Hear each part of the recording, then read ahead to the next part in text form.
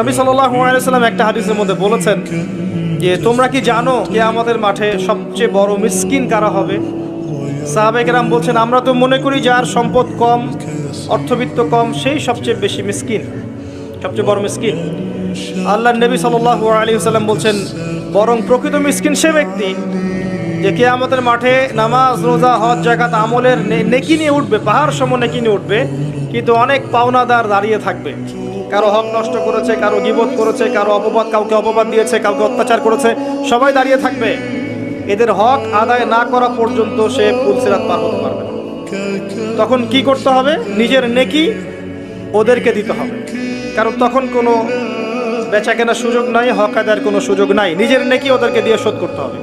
নেকি শেষ হয়ে গেলে কি হবে?